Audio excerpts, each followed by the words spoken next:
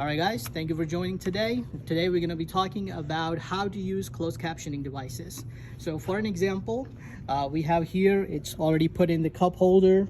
You can see how it's firmly put in, and you have a gooseneck, which is very flexible. You can adjust it to your viewing angle. So the idea is guest sits over here, they are able to read the captioning and watch the movie on the screen at the same time. So let's look at some components on the closed captioning device. As you can see, we have a charging port. It requires a micro USB.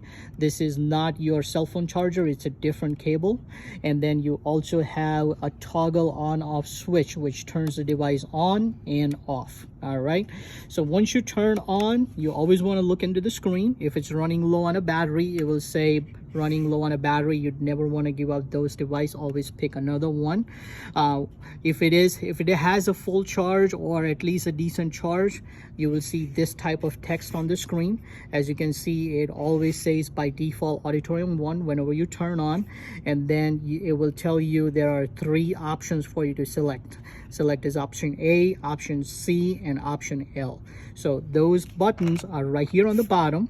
So you have option A, option C, and option L.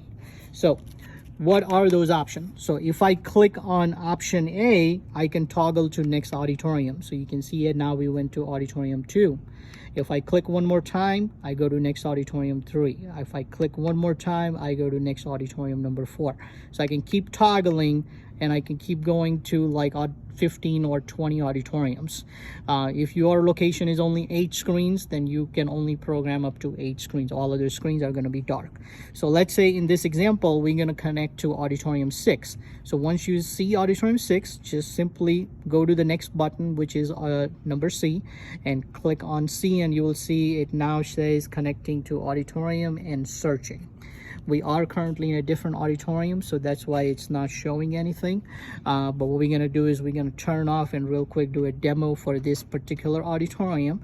So I'm gonna quickly turn it off, and I'm gonna turn it back on, and we are in auditorium 1 right now. So I'm just gonna simply click on C instead of clicking A because I'm already at 1. And there you go. And you now are seeing the actual dialogues that are being talked into this auditorium. So that's what a customer or you will see when you're setting this up for the auditoriums. Do remember, these services are only available for actual feature.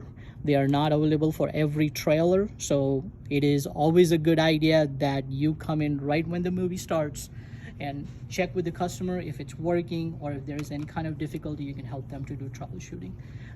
That's all for today. Thank you for joining.